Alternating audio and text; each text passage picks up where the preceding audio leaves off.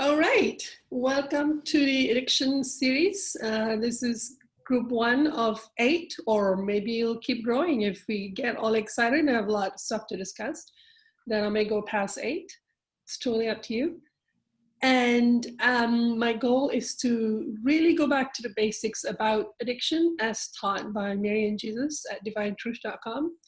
I'm still in the process of figuring out what addictions are and how to challenge them.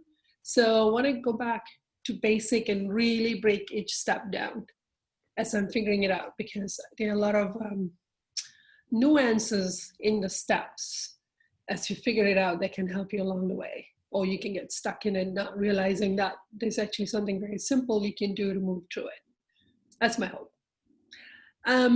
So for today, the topic is, what is addictions?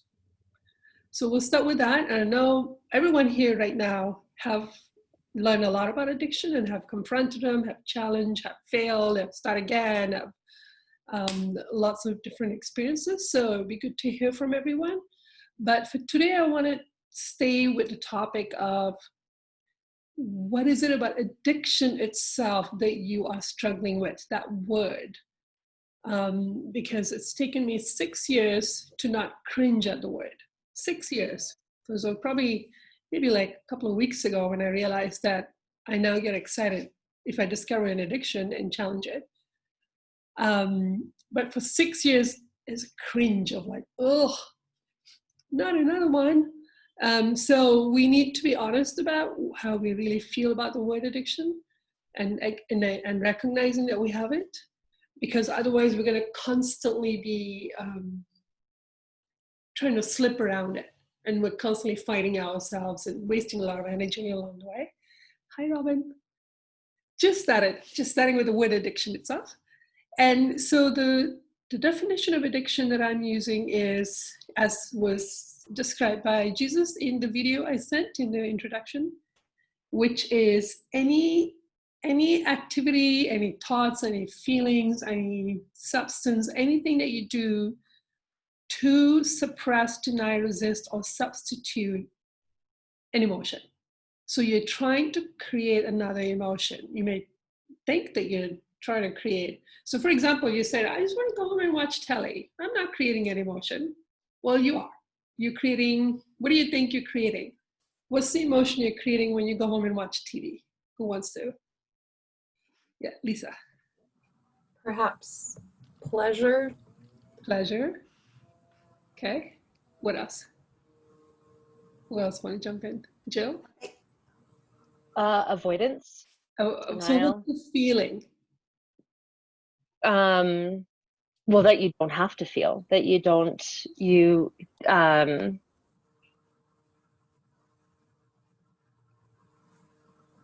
okay, that's where I'm stuck. Okay, Robin? Well, I think it depends on what show you pick to watch, Okay. on what feeling you're trying to get. Yeah. I mean, it could be comedy, or it could be a drama, it could be a documentary, so it depends. And you want to replace what you're feeling with something. Perfect. And sometimes like documentary could be a non-addictive activity. Depends on like the same activity could be perfectly fine. You can actually watch TV to trigger emotions. Or sometimes somebody like me who's desperately trying to avoid emotion, put on a movie or show, and it ends up being about the same thing I'm avoiding. So that's kind of a bit of an irony there. But if you look at what most of us do when we just go home and put it on and it's just in the background, you're not really even watching it anymore. That's it. So that's what I'm going for. Numbness. Yeah, Grace has said.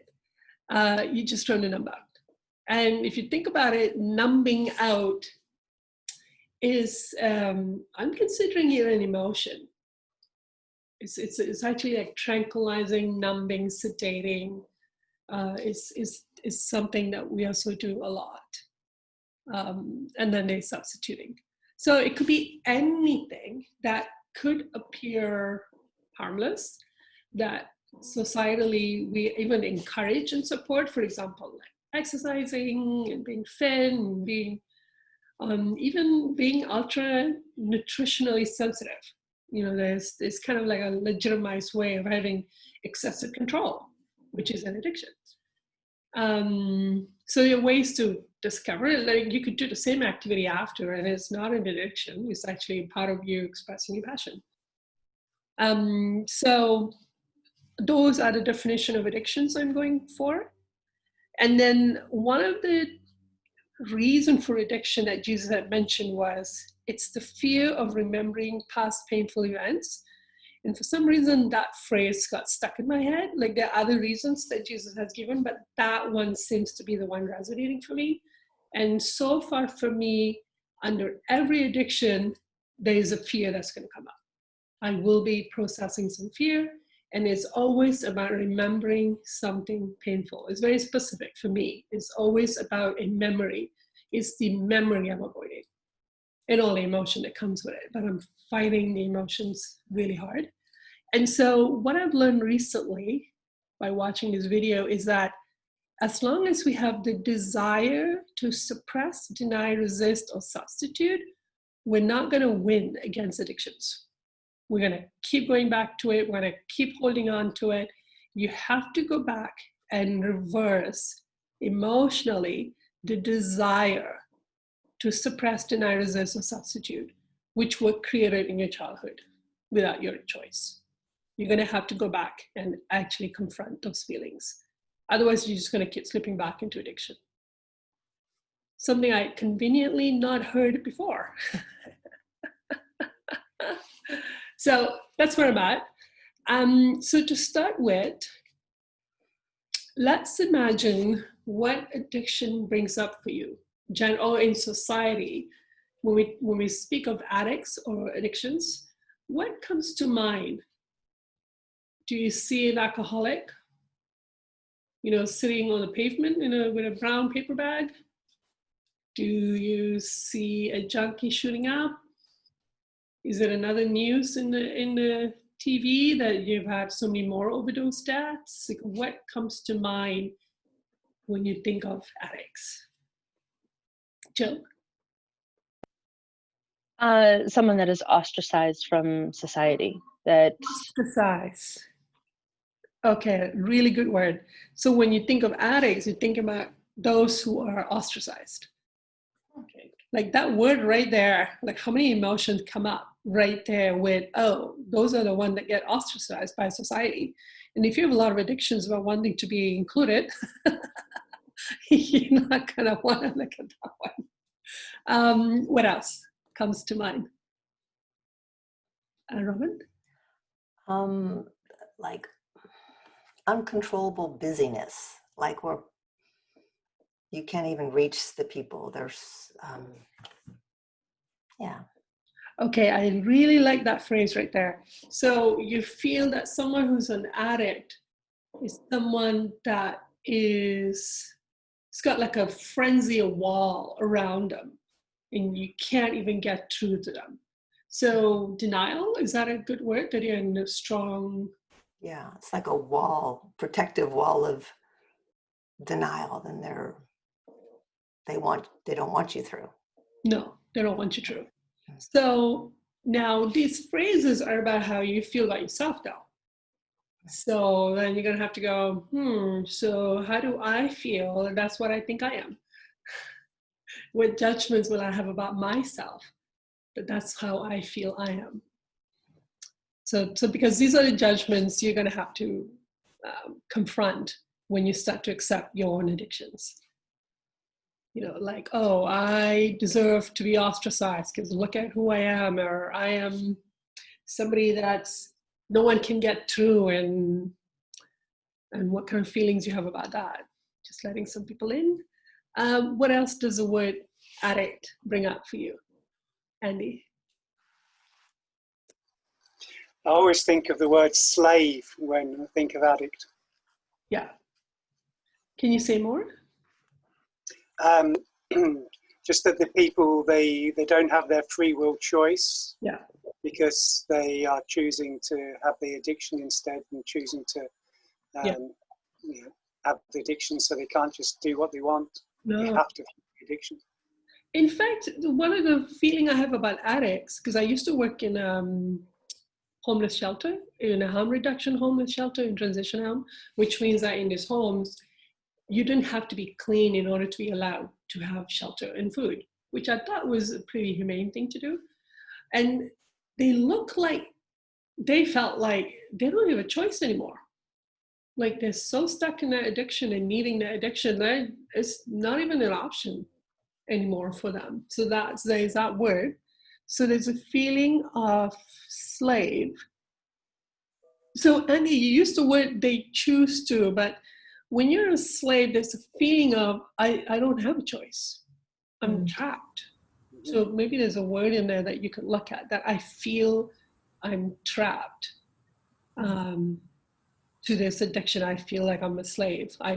My free will is gone right now. And that could be a nice word for you to feel about for yourself, because then you'll be more willing to ask for help. You'll be willing to be humble and say, I feel trapped against my addiction. I feel I don't have a choice. Please help me. So that there could be some emotions around that you could work through. Hardeep and then Jess. Yeah. Survival is actually the word that's coming to me. Okay. What does that mean for you? What do you mean? Just struggling to be alive. Okay. Yeah. So, not running out of air to breathe. Like just survival at the core, basically. Okay. So when you see addicts, you see people who are fighting to live. Yeah. Or struggling to try to stay alive and trying to cope somehow. Yes. Okay. When you start to feel emotionally into your addiction, sometimes I'm shown how the addiction got created in me as a child, and that is what it felt like. Like this is survival. Hold on, I think someone is trying to get in touch with me here. Okay. So this is survival. In order to survive, I have to have this addiction. My survival depends on it. So that is a feeling that you're gonna have to let yourself feel about. It helps you to have compassion at the very least. You don't have a choice about the creation of the addiction, that your survival mattered. But now you gotta be careful that it's not a justification. My survival depends on it. I gotta hold on to this addiction, which is these are the addictions for security, which is a strong addiction for you. So then it becomes the justification that you have to look at. Jess.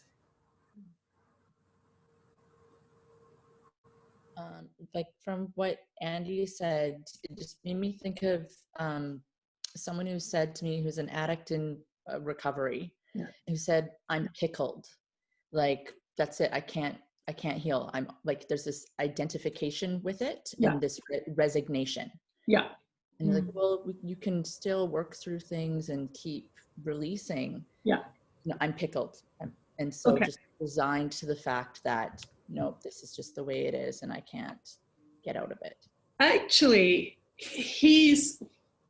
ironically, when you challenge an addiction, you're actually going to get to that place of despair and hopelessness. That is part of the addiction process of kind of recovering, like accepting the emotion that's driving the addiction.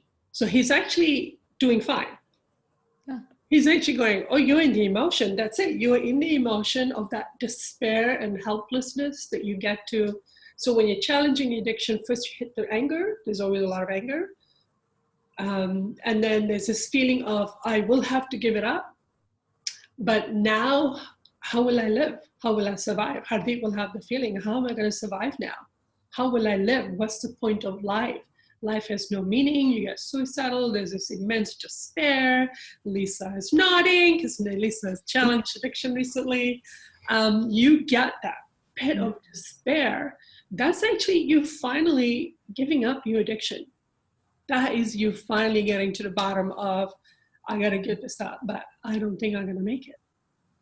And that's the feeling. That's the pit. That's what it's going to look like for you, Jess, when you confront some of your addictions? And you have recently in the summer, right? You looked at something that was pretty dark. Do you remember getting to that feeling? Yeah, I still get to that feeling. And then what came up from before is it's like destructive, right? Okay. And it's throwing out words where it's like when you're maybe a little bit above that despair, you're not in it yet. It's like this destructive, I don't want to live. Anger. It. Yeah. Yeah. Yeah. Like, so what? I'm going to do this and that. And Yep. who cares? Yeah. Yeah. Now you could have the anger justifying your addiction. I don't care, I'm gonna do what I want. Or you can have the anger of, I'm so angry, I'm gonna have to give this up. Yeah. So two kinds of angers that I've found so far. But there's an immense amount of anger under addictions that I didn't clue in until end of June this year. How much anger you have to allow yourself to process under your addictions. And it actually helps once you process it in a safe way. And then you get into that immense despair, dark night of the soul, depression. And then, so now when I get depressed, I get excited. When I get suicidal almost, I'm like, yes, I must be close to accepting that I have to give this up. This is great. Because there's a strong desire to really like, I gotta get rid of my addictions. And then the fear begins. Lisa? Yeah, so my question is, Harmail, do you feel that we always hit that hopeless despair place in every addiction we challenge? I have a feeling, so far in my experience, yes. And then I came across on Facebook, Mary and Jesus speaking about, I think there's quotations coming from their Fear and Addiction workshop from God knows when, to 2012 or something. There was that refresh of that quote that you will hit that despair and that depression. So I'm expecting it in myself right now. I'm just telling myself it's going to happen every time. So yeah, I think there is, especially if the addiction is really strong. Otherwise, you just kind of slip into another one. Yeah, then you're not really confronting that addiction. Yeah. Like I'm curious to see if that is the case for every addiction, but I have a feeling it is, because the ones I'm confronting are pretty big. And yeah, pretty big anger and pretty big despair and like, yeah. And then the child's self starts to come up, and then you're thinking, oh, all of the emotions made sense. The addiction made sense. Why is there so much resistance made sense? And then the childhood anger starts to come up. Under that, you start to get the fear, and you start to get the childhood anger. And that's when the big, painful questions are coming up. Why was this allowed? How could God allow this? To me, you're describing all the ways we're resisting, but yeah. I don't feel it has to be if you don't resist so much. That's true. Yeah. Yeah. At some point, yeah. At some point, well, I don't know. This is where my question is, because I'm welcoming every opposition that the hurt child has. I'm welcoming every argument, every justification that the child has. I like that. I actually like that about myself as a child. Like, I'm pretty frisky and feisty, and I kind of like that spirit coming back. So maybe there'll come a time when the resistance is less. Yeah, because like maybe if you didn't like that so much, yeah, you could go through it easier. Yeah. Something to yeah. Yeah. But a lot of my real self is beginning to emerge from engaging with the questions that the hurt child have. So there is something to be curious about. Like now, when I get into depression about the addiction, it's not too bad, because I'm excited going, oh good, I'm about to break through now. I'm going to get rid of my addiction. Yay. So yeah, I think you have a point there. That doesn't feel so bad. Mm-hmm. It feels bad, but probably only a couple hours. Yeah. What else does the word addict bring up for you? I think, Jess, what you brought up there was, what you had there was actually a type of a judgment that you're going to have towards yourself that snap out of it.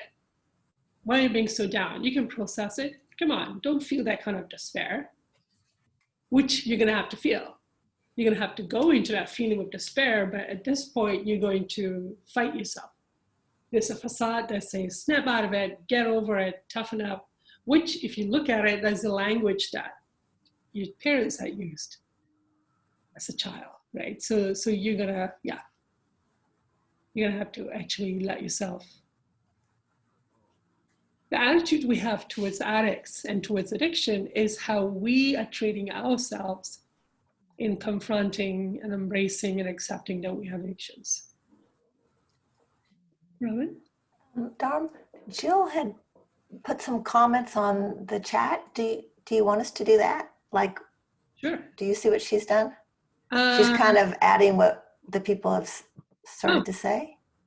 I'm actually not. Is that the one for slavery is no free will? Yeah, I think that's what Andy said. But do Yes. you want us to put our what we think up there too to save? Yeah. Okay. Then we can, yeah, if that helps to, so that way you don't lose your train of thought. So why don't we take 5 minutes? I like all of us to just step back and actually write down, imagine the addict, when you think of addicts, imagine one in your mind, who he or she looks like, and then write down your judgments about them.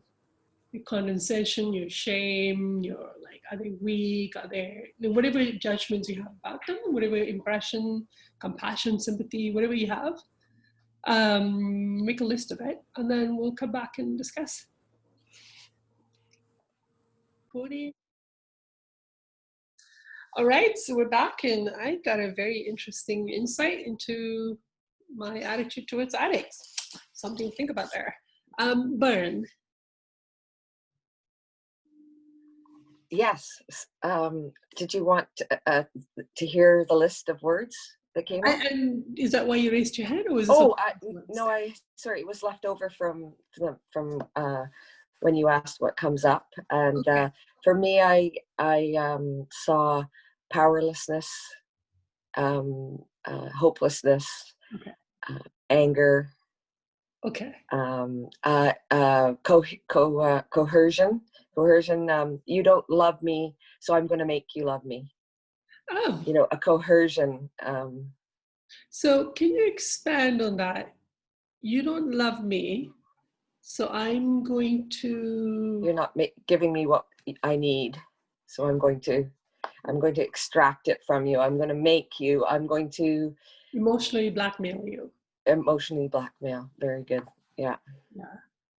Okay. Good one. Okay, and yeah, what are your words that came up for you around what do you feel about addicts? Byrne.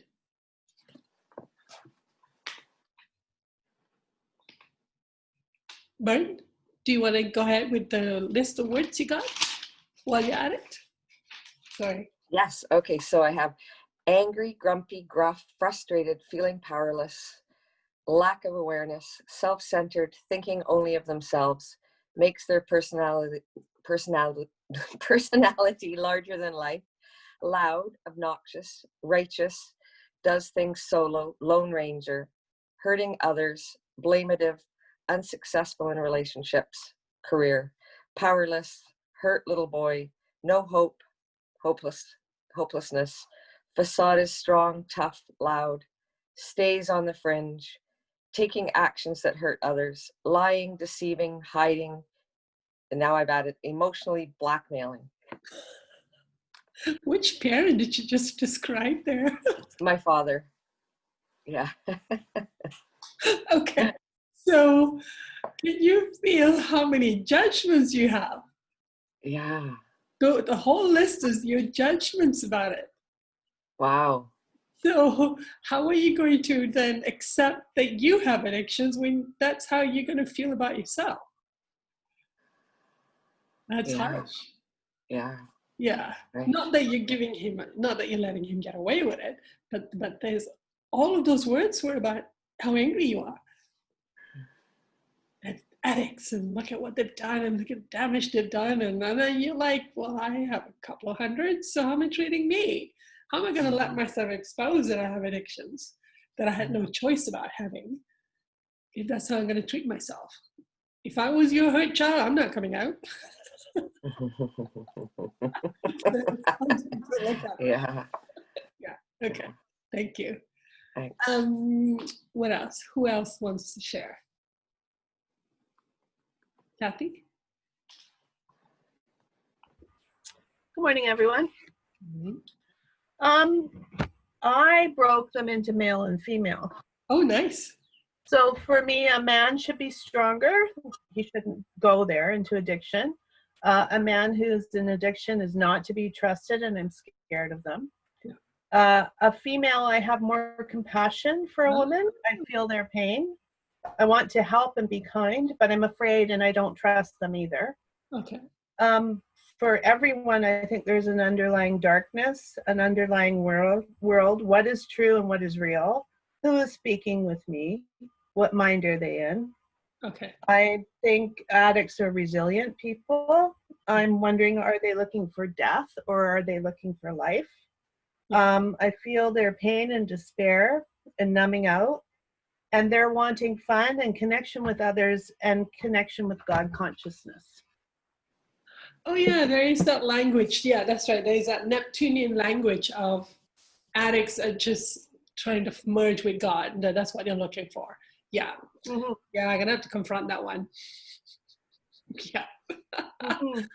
So you are, what I'm getting is that you're terrified of the darkness that addictions are about. Okay. You're terrified about what's in there. How dark is it? How dark am I? How terrible is this thing in here? Okay. What am I going to find? So you probably want to process your fear itself about darkness that addictions are about. Okay.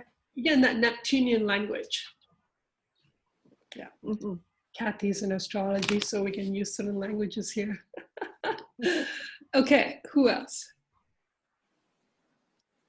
wants to share? Robin, then Jill. Oh, you're mute, Robin. I know, thank you. Sorry, I use an example of an addict that worked for me just to help me do fostering kittens, because I haven't been around a lot of actual addicts, but he was addicted to drugs, and he was addicted to fighting. Oh, 55-year-old man that would go out and fight because he was beaten up so much when he was young. He would go out and physically fight people. Yeah. And so my example is someone that I grew to have a lot of compassion for. So it's a little tilted on that side because I worked with him for a year and a half, or he worked with me. He was very afraid. He was angry, very angry. But he did not know the truth yet. Society had harmed him terribly, and his parents. And he was being pushed to say that he loved his father. That was the first thing he told me. He loved his father. And then when he told me how his father beat him, I was like, what? Yeah. You love this man? Yeah. And then he started opening up, because I think I was the first person that questioned why did he love this man? Yeah. Right? Yeah. So then he just started being more truthful to me, and I started seeing how damaged he was. Okay. And I just had so much compassion, and I found that when I was starting to tell him divine truth, the things that freed him, he would just cling to, like things that he knew in his soul that were wrong, but society was telling him, you're supposed to love your dad. He would just, it was almost like he couldn't get enough of that. Okay. But then when I would tell him things that were confronting him about how he was still in error, he was pretty resistant to that still. Okay. So I felt, I just. What do you feel about addicts being in denial and being in resistance? Well, I think it's similar to that other thing I said, where there's walls up there. They have this wall. Okay. Whatever they're using to put this wall up, they don't have to feel something, so that the truth doesn't get through, that nothing gets in there and hurts them anymore. And they don't have to face things. So I feel sad for them. But if I have to engage with them a lot myself, I feel it very frustrating, you know? So, yeah. I'd be very curious about how you feel about the wall, that people put their walls up and I can't get through anymore. What are your judgments about people having walls up? Because you in your addiction have your wall up. So then how are you feeling about the fact that you have your walls up about some addictions? Good question. Because then that's will be one of your blocks, because then when you realize that you also have your wall up, then how are you going to treat yourself? Yeah. Could be some of the few blocks remaining about it. Yeah, thank you. Yeah. Jill, and then was it Byrne who raised your hand? Somebody did, can't remember now. Jill, go ahead.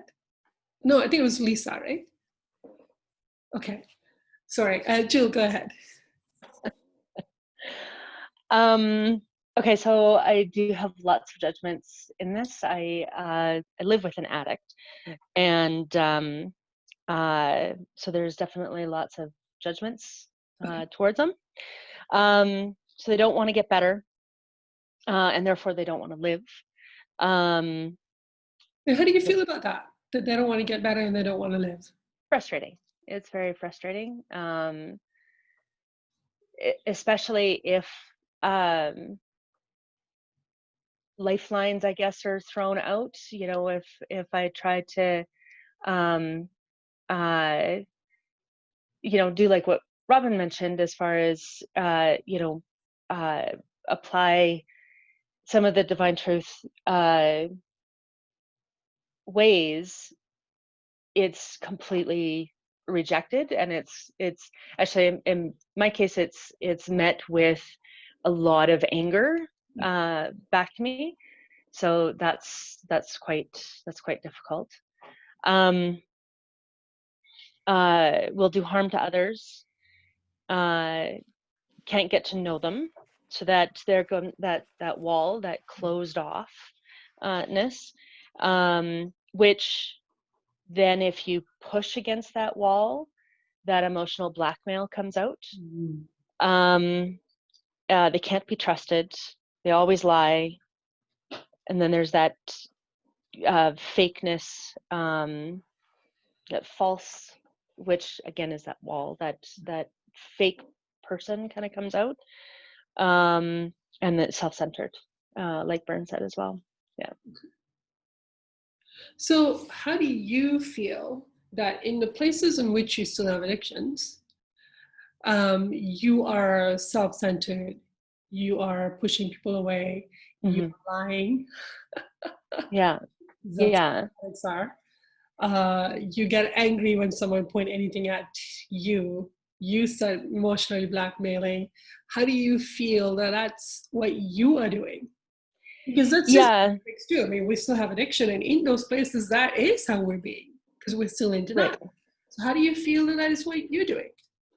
Well, you know, as I kind of went through this list, there was a point I kind of stopped and was reminded that, you know, if I'm having these judgments on somebody else, then it's a reflection of who I am, right? Or who I think I am on myself.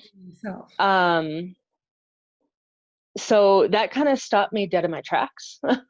Not gonna, and it hurt, obviously, that that this is. I want to. It's hard to say that this is who I am, but it's because I feel like I've done a lot of work. Through this, so to still have these judgments, it's quite hurtful. Right. Okay. And I don't know where else to go from there. But it's how you're treating yourself for having addiction. Because if that's how you're treating yourself for having addiction, how willing are you to expose to yourself that you still have 100 more? Yeah. Every time you expose an addiction, wow, Right. out come the claws. I'm not going to expose myself to myself if that's how I treat myself. Right. Right. So Which makes sense. yeah. That, and you know, addictions are just being rational. It's like, yeah, you're going to lie, you're going to deny, you're going to manipulate. You don't care who you are. You just want to get addiction mad. Like the denial of addiction is, to me, is the worst part of it all. But then if this is how I'm going to treat myself in exposing my addiction and looking at the damage, I'm going to stay in denial. No, thank you. Like either way, that's a terrible way to treat myself. So trying to make peace or trying to emotionally feel about what are my feelings about addictions that I can feel about. So for example, Lisa said, weakness, addicts are weak. Oh, I judge myself for being weak, which is a big theme, right? Addicts are just weak. Come on, like, tough up. You can, you know, and then you're going, oh, I'm judging myself as being weak. And for some reason, something's wrong with being weak. Okay. One of my blocks to feeling fear was, if you feel fear, you're weak. So I think it took me about a week to let myself feel like, okay, I am terrified and therefore I'm weak. I'm going to let myself feel that I'm weak. Fine, I'm weak. Feel it. And all kind of fears came up, all kind of stuff came up. And then the feeling got released and I go, what's wrong with being weak? I don't, it's no longer an issue. And actually, if I'm willing to feel fear, how is that weak? That's courage. You're actually courageous for willing to feel fear. That's what courage really is. Pretending you're not afraid, that's weak. And then, you know, treating everybody else terribly, that's what real weakness is. So it's really interesting to let yourself feel the feelings in order to release them. So for Lisa, I feel that I'm weak because I'm an addict. Okay, go feel it. I feel I'm weak. It's just feeling uncomfortable, but once you get through it, you find a turnaround that's really empowering. Go ahead, Lisa. Yeah, and my dad was hooked on drugs, and my mom, he killed himself when I was 5. So my mom had a lot of judgment projected at him for his cowardice and his weakness. So I think that's very tied in. So I've never been drunk before. I've never taken drugs before because of the terror and the judgment around it too. Yeah. Yeah, but yeah, just to let myself feel that judgment that I hold of my dad's weakness, of men's weakness, of my weakness. Yeah. Yeah. I feel I'm weak if I do it. Okay, fine. Yeah. Yeah. Fine. Well, so what about it? And is it even true? When I felt about I'm weak because I feel fear, by the end of it, I realized that actually I'm one of the most courageous person I know. It was like this self-esteem and self-respect that came out with like, hold out, the truth is the opposite. What are you talking about? So it was a nice, some kind of reframe happened. You either feel like actually the truth is the opposite, or so what that I am. I'm willing to feel that I'm weak. Okay. If you're willing to feel weak, then you're humble enough to ask for help. I feel weak in this, God, please help me. Something will happen. So these are some of the emotions that can be worked through. And then Robin had mentioned in chat that having addiction is about having walls up so I can avoid connecting to others fully in truth. And that is something. Does that bring up, well, at this point, it brings up judgment. Obviously, Robin, you have some kind of judgment about you not connecting to others in truth. What is your judgment about it? Yeah, that'll be scary. I won't be accepted. The people will see there's something wrong with me. Okay. You know. So you're mentioning fear. So maybe because you have no resistance, you probably just dropped into your fears already. So those are your fears that you can feel about. And then you can probably even I feel like you have to let yourself, in some of the blocks I work through, I tell myself, it's okay that this is what I'm choosing to do. I'm allowed to decide that I don't want to connect to people. I'm allowed to decide that I don't want to tell people the truth. I'm allowed to do it. So what? What about it? So that actually helps to release expectation on your mind. And then you feel the fears about it, and then you realize that you actually do have a choice. Yeah.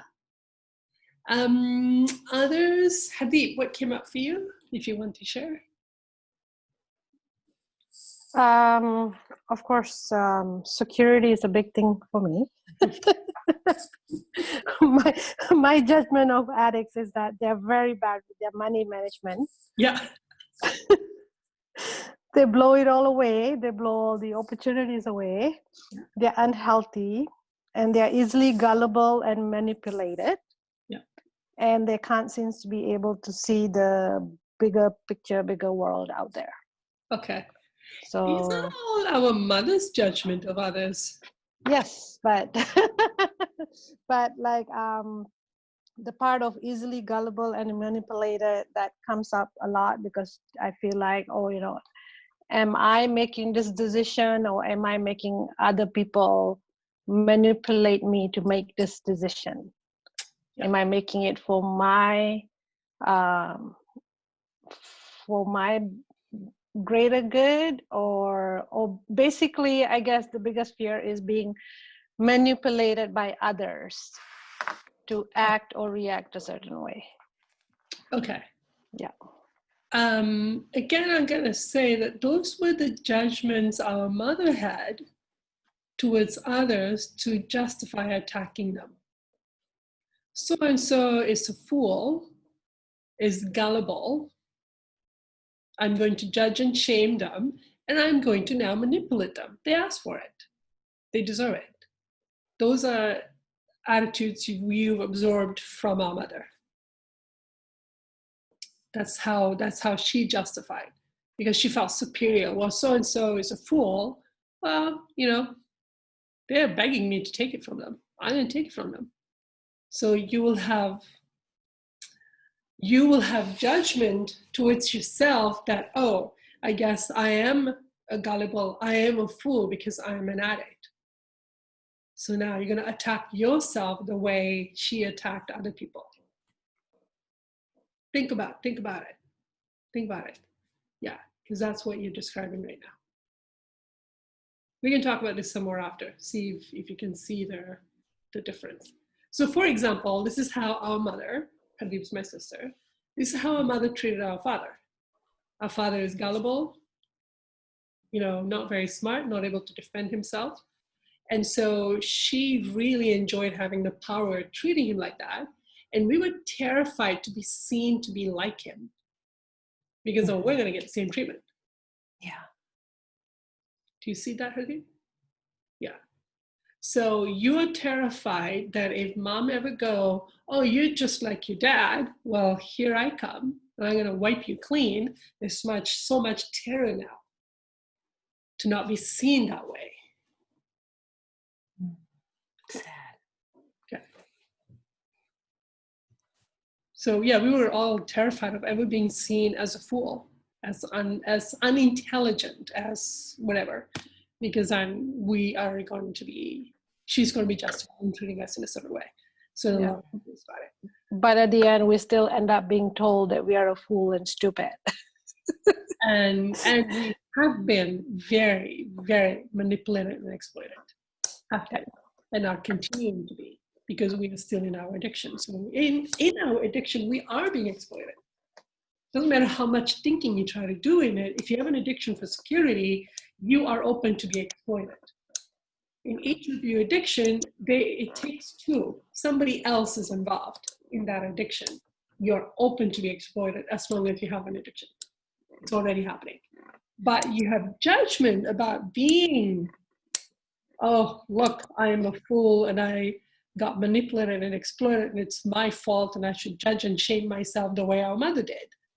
So then you don't want to know you have addiction because you're going to treat yourself badly.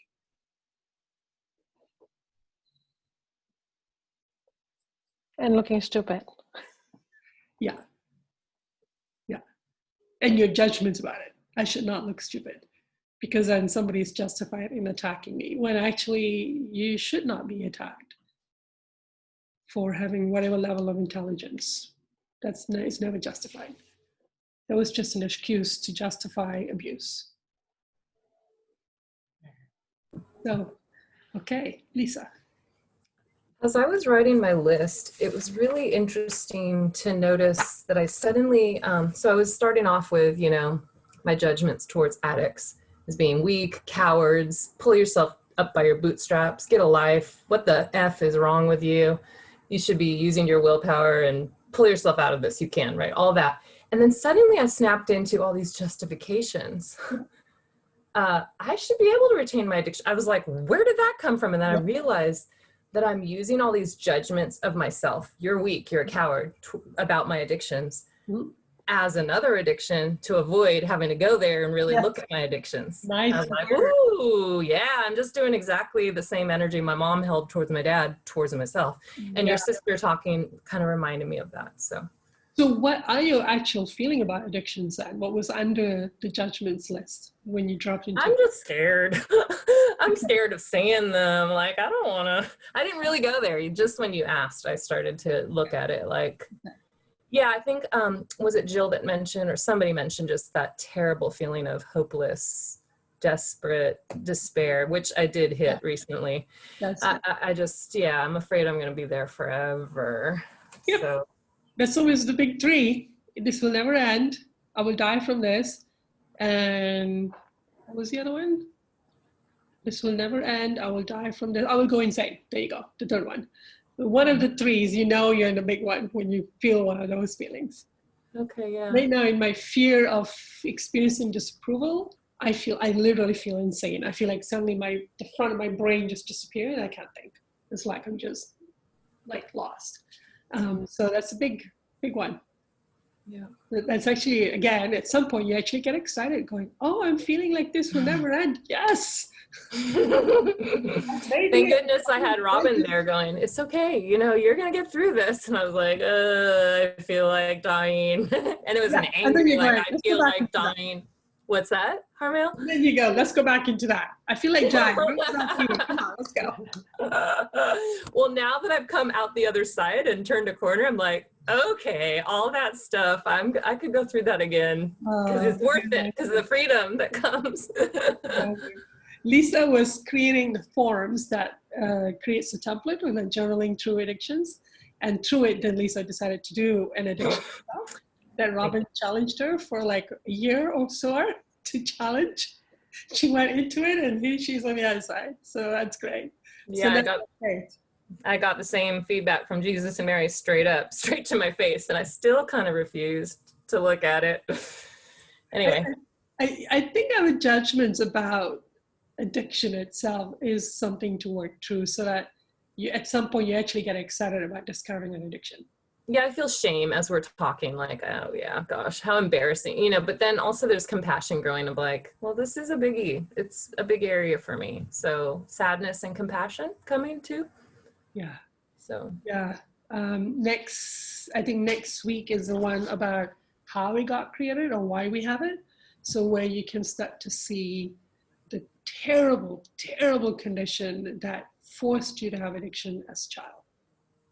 Then that will really help you to have some compassion. Cool. While being firm about like, so what I came up with, which was very interesting, was that addicts should be given a break. They can't help it. It wasn't your fault. I'm sympathizing. I don't want them to feel bad. They should get a free pass. They should be allowed to get away with having to deal with the penalty. And I'm going, oh, this is good.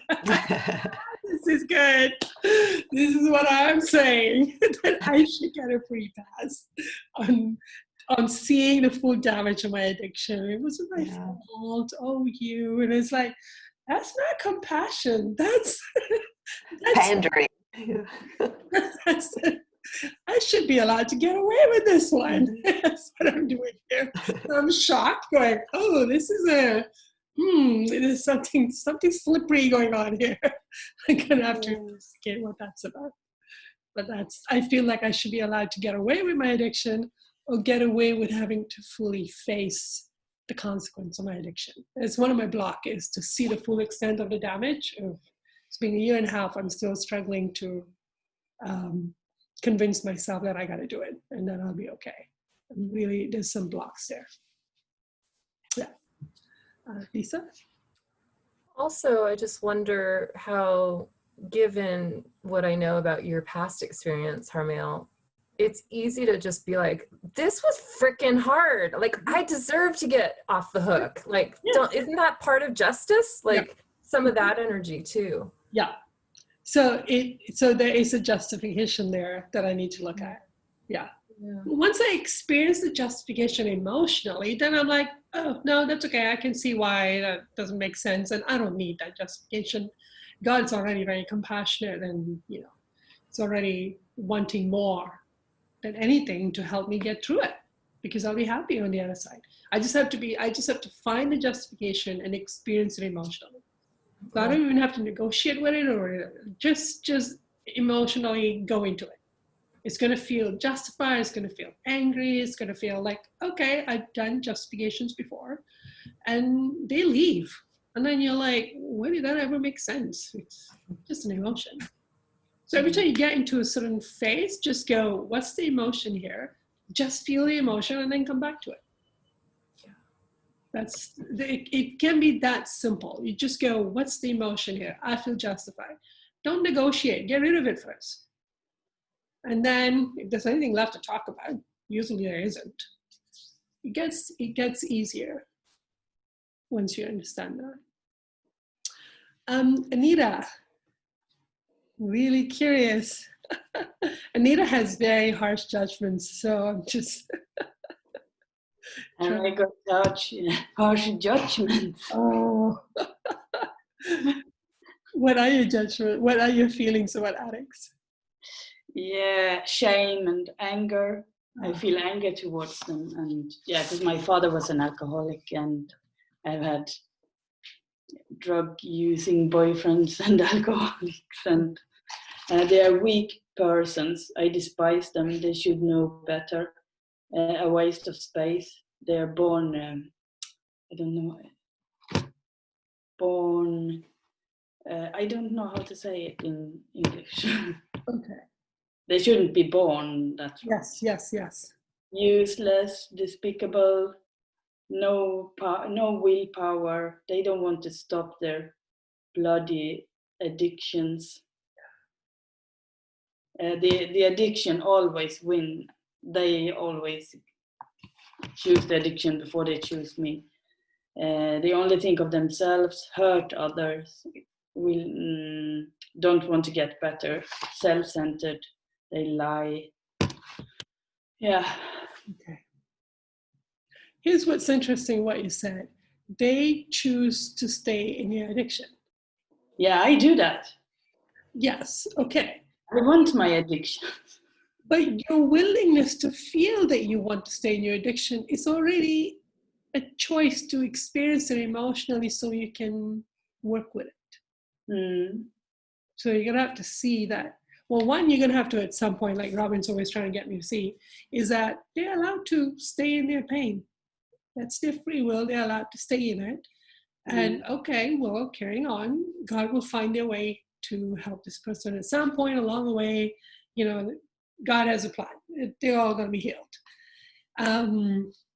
So that's one thing. But on the other hand, so you can release a lot of judgments right there going, well, they have free will and they're allowed to do that. And they are damaging everybody else.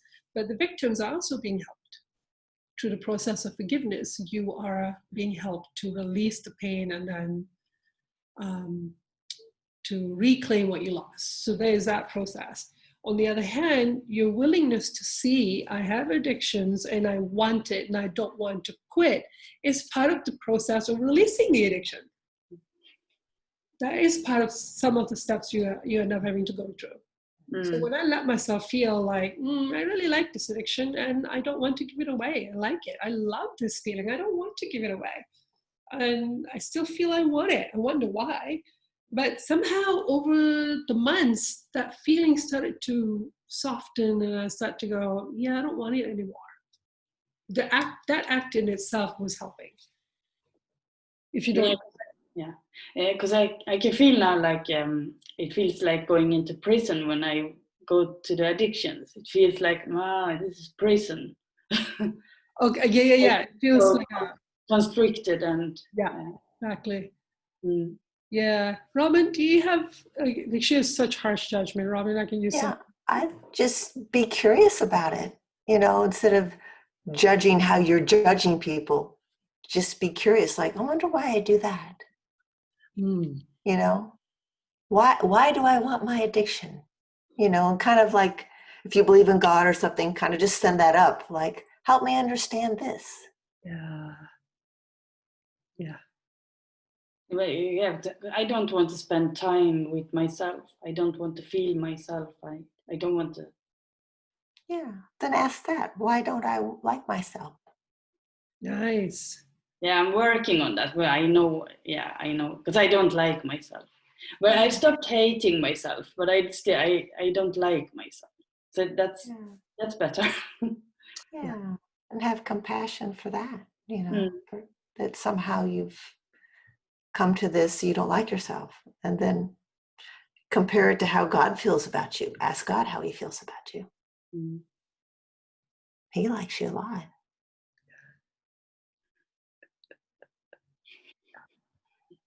That's a really good approach. Curious. Why do I feel this way? Why do I want this feeling? When I go into an addictive feeling, I go, I really like this feeling. I wonder why. Why do I want this feeling? What's it helping me do? What's it helping me feel? There's some addictions that I'm like, oh, I love this feeling. There's no way I'm giving this up right now. But that in itself is already changing the addiction. I'm owning it. You have to emotionally experience the addiction. That's the first step of kind of like, what is the word? Confront the addiction. Is to actually emotionally experience the addiction. And then something starts to change from there. But yeah, the judgments we have about addiction will not even let you even start that step. Andy, do you want to share what you got? I didn't get anything that anybody else hasn't said. That's okay. So weakness, pitiful, manipulable, a loser, sad, and towards them I feel compassion, distaste, and judgmental. Yeah. Okay. Those are good feelings to actually let yourself feel. I feel I am weak. I feel I am repulsive. I feel I am distasteful. Okay, let myself feel it. That's how I feel about myself. And then just release those emotions, and then you don't even have to go through it when you confront your addictions. Because if that's how you feel and you don't like that feeling, you're not going to let yourself see your addictions. When actually at some point, the addiction just becomes just it's like another software in your system you just got to find and delete. And you start to become very objective, like, oh, it's just another addiction, let's get cracking. Once the judgments are released, then it's very freeing. But it'd be good for you to release those feelings, Annie. Yeah. Okay, so we are past an hour. We have Jess. Do you have some that you wish to share? I was just going through my list as Andy was going through his, and just hearing my mother's voice saying these judgments. And I've got dirty, disgusting, helpless, dishonest, stealing, believe their own lies, denial, excuses, justifications, zero accountability, chaotic, manipulative, self-involved, selfish, egotistical, scary, hurting, in pain, lost, hopeless, too far gone, struggling, and cold physically. Okay. And unfortunately, they're all true. You are narcissistic as an addict. Like, that is the reality of addiction. But if you don't judge that you are narcissistic, then you're going, okay, because it's nature of addiction to be selfish, to destroy others, to not care. And that's just the reality of it. But once you release your judgments about, oh, don't be afraid that that's who you are. In your addictions, it can be helped.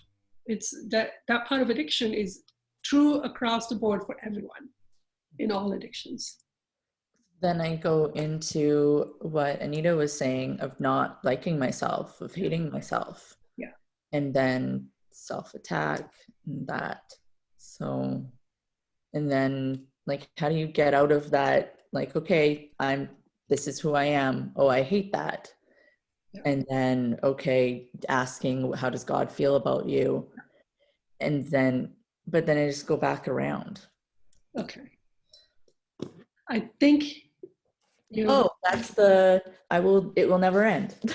Yeah. Okay. You're avoiding the emotion of shame. I feel ashamed that I have addictions. I think if you're willing to feel the embarrassment, you probably will not need to go into all of that. Yeah. I'm looking at my addiction for wanting to feel important.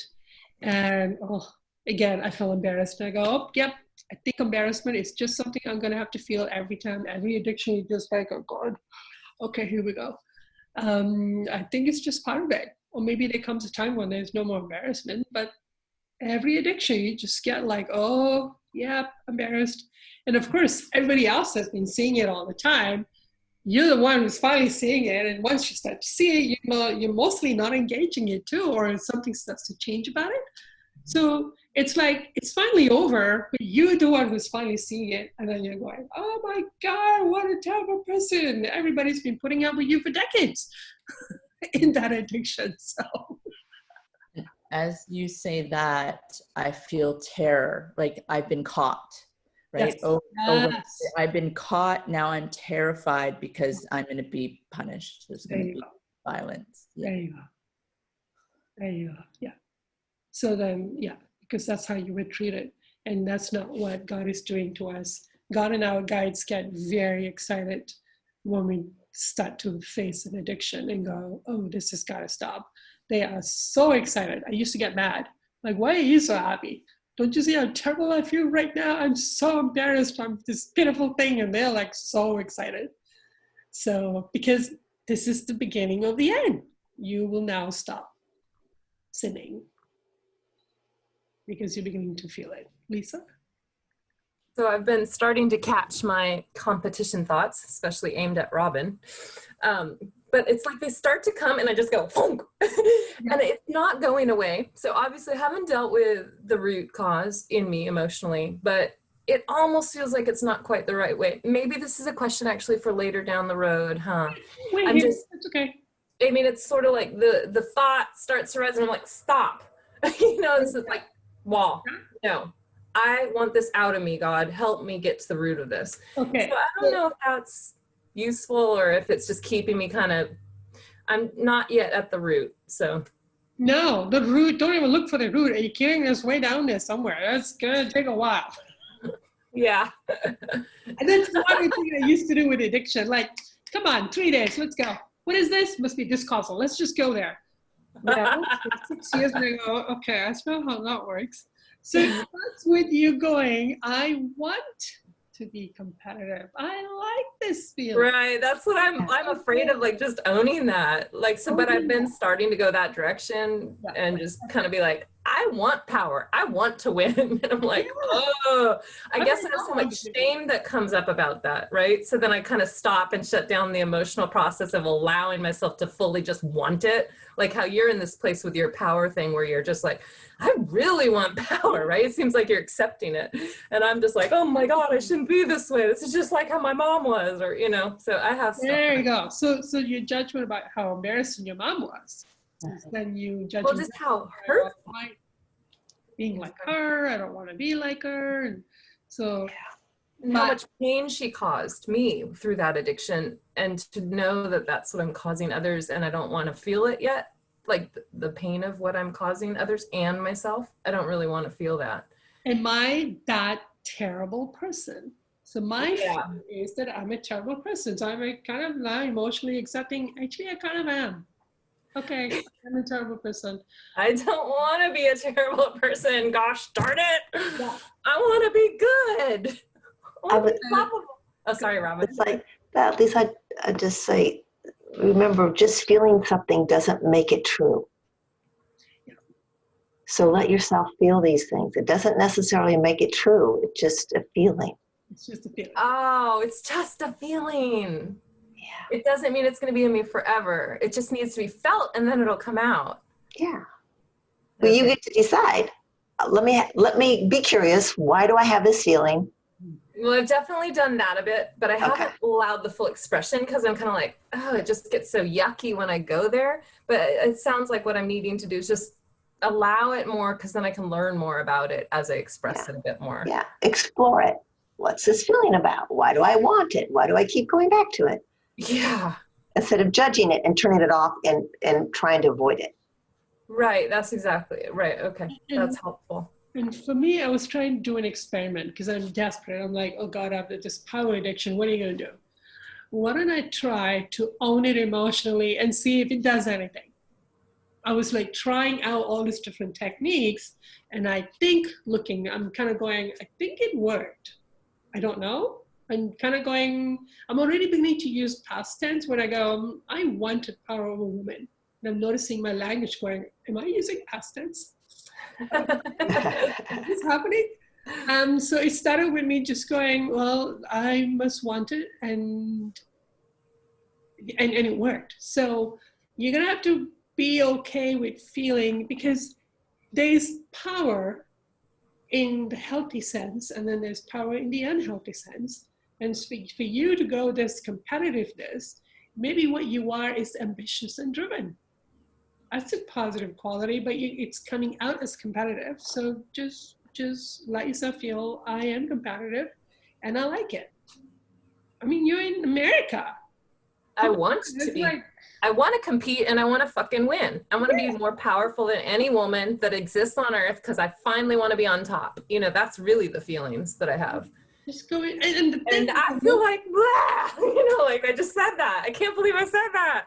But that's how I feel. Feel it, you stop engaging it. Okay, yeah, and just what Robin said, it's not going to make it true just by letting myself feel it. Yeah. Okay. That's when it gets, and then this is when all your judgments about addiction starts to come in, all the claws comes out, and you start attacking yourself. When you let yourself feel it, then the judgments about addictions also comes in, and then you got to stop and confront all of that, and then go back to. That's what I tend to do. Cool, that's very helpful. Thank you. And Burn. I'm interested to talk more about shame. The shame of, you know, what we were just speaking about, say the shame of feeling competitive, or in my case, it is competitive. I've recently realized that I'm competing for my mother's love with my sister. Yes. Yes. So, and I'll do pretty much go to any lengths to make my sister wrong. Yeah.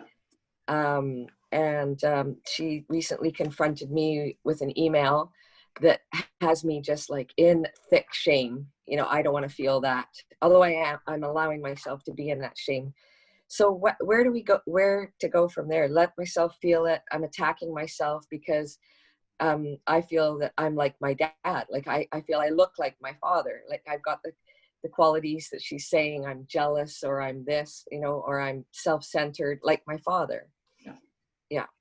So you gotta release your judgments towards your dad.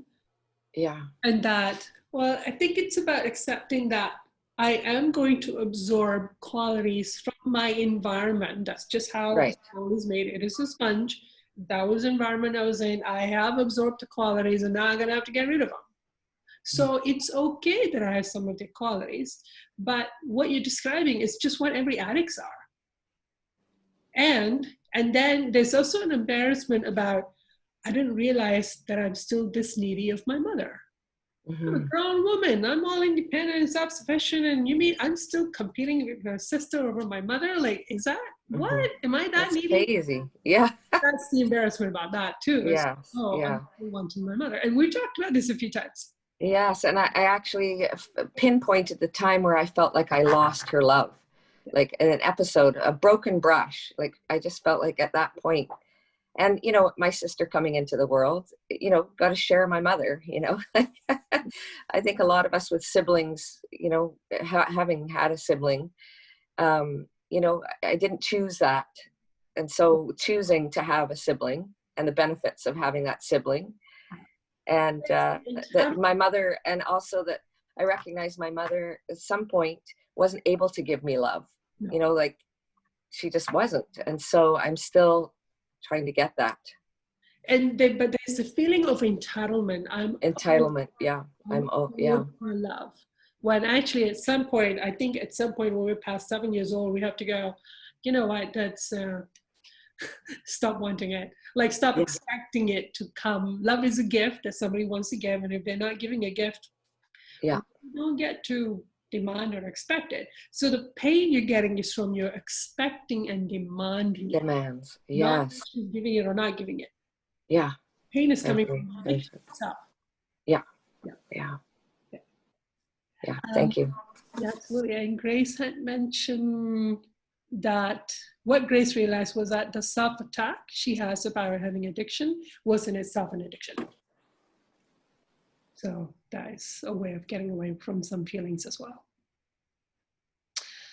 Wow, I was thinking, what could we possibly have to talk about just defining addiction and judgment? But this is a very exciting topic. So let yourself reflect on your feeling about the word addiction and what you have to make peace with so that you can see the many hundreds of addictions you have. Not that you have to confront all hundreds, but you know, I had so much judgments about it that my guides say, make a list of your addictions. So at some point I got to 240 and I go, I think I got the point. It's okay. I have many addictions. I'm okay. I'm at peace with it. Fine. It's just something that I just have to work through objectively. Yeah. Thank you, everyone. And, thank you. Yeah, this was very enjoyable. Thanks. And next week, we're going to talk about why we want it. I love your questions. Okay, thank you. Thanks, Harmel. Thank you. Thanks, Mila. Bye. Bye. Thanks, Mila. Bye. Bye, Kathy.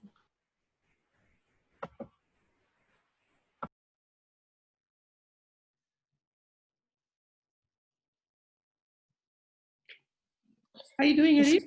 It's kind of interesting to hear